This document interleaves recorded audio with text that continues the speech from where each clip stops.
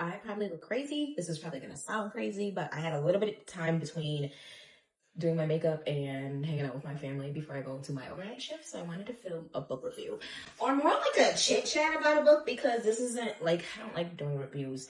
I like talking about books. And before I go on, there is spoiler alert in this video. Spoiler alert, spoiler alert, spoiler alert. So if you're gonna watch and you haven't read this book yet, please stop it right here unless you do want to know what happens. So this book is called the book that I just finished is called The Things We Leave Unfinished. The setting is back at the end of, I wouldn't say the end, at the middle of World War II. And I don't know what's going on lately, but the past 3-4 books I've read have all been set in that timeline, but in different countries.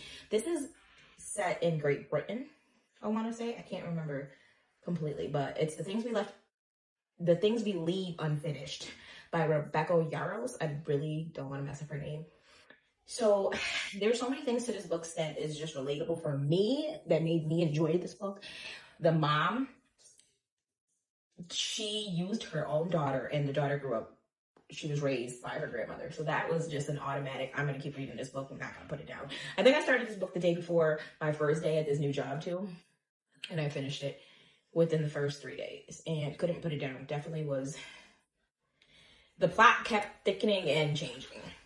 And if you guys know how like they jump from settings, like from one year to the current year, they do that a lot. And then it's read by different point of views. There's 4 main characters in the book, kind of 5 main characters. It's a plot twist for sure, but it's hard to talk about it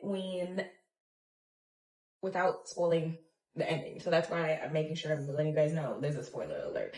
So the mom thing definitely kept me interested in the story, but then the romantic love story, like there's 2 romance stories within the whole story, the whole book. There's 2 relationships, 2 timelines for the relationships to build, and then the twist.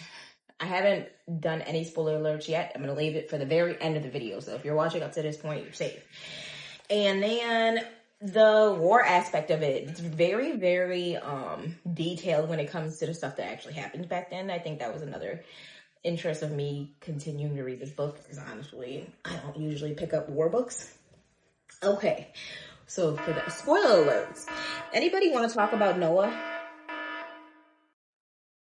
Anybody want to talk about Noah searching for the wedding bands, or searching for any clue of Jamie and then actually finding the wedding bands? Like, this was just like a romance story for me for that part anyways. That gave me chills, because I thought